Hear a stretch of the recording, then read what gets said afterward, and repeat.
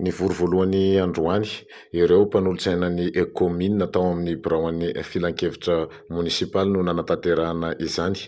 Loha hevitra folo moa no diniana ao anatin'izao fivoriana voalohany ara-potoana ny filan-kevitra communaly ny Morondava izany.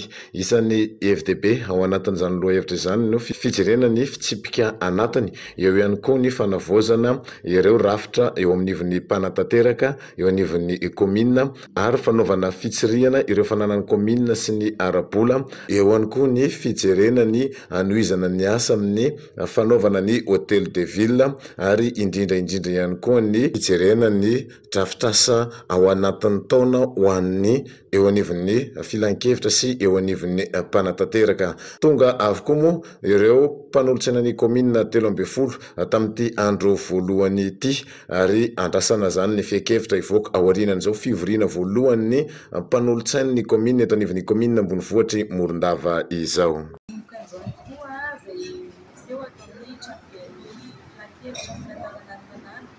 Lajinika voalohany indrindra aloha dia fanomezana latana satria hiasana mandritra ny 5 taona izy ireo tena zava-dehibe ny fandrehetana rehetra ny fitantanana ny fomba fiasa izay voatao ny filan-kevitra. Faharoa manaraka izay misy ny fananganana komision satria antsika fahalalana dia miteny hoe tsy maintsy miditra ao anaty komision iray farafahakeliny ny conseiller zany dia mijerena araka ny filan-tanàna ny fananganana ny komision.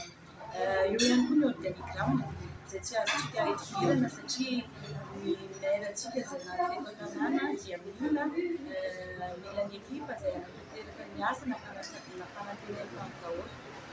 Andalo ny organigramme ampiasantsika izay andalo ihany koa ny budget prévisionnel izay ahafahany manatanteraka an'ireo asa ireo satria zava-poana ny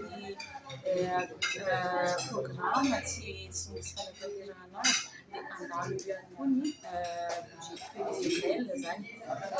Vitaintsika izany vitaina moa zany ao anatin'ny na 3 andro izay omeny lalàna antsika ny fanatanterahana session extraordinaire izy io.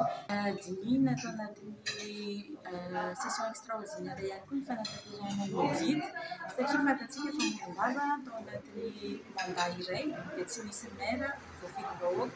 Ankehitriny nefa misy maire voafidim-bahoaka ny filan-kevitra tanàna voafidim-bahoaka avokoa ny membre ao anatiny dia hodiny anatiny fanekenana tsiny fanatanterahana audit na izany ho an'ny tanàna na izany ho an'ny mpiasa na izany ho an'ny audit financier zany indrindra hoe ahoana ny volan'io natao anatin'ny fitantanana ny tanàna nandritra an'izay fotoana tsy nampisy be ny tanànantsika izay.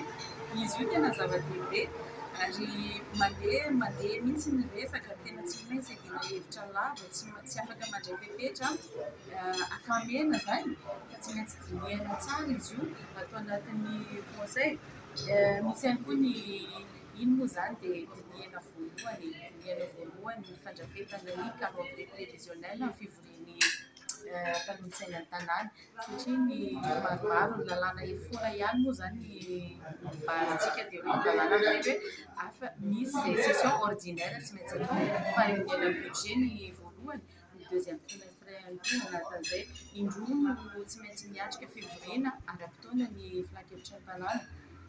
Misy ihany koa nefa session extraordinaire izay miainga avy any filan'ny vahoaka izay tsapan'ny zareo exécutif zany dia arakarak'izay no nandrafetana ny calendrier.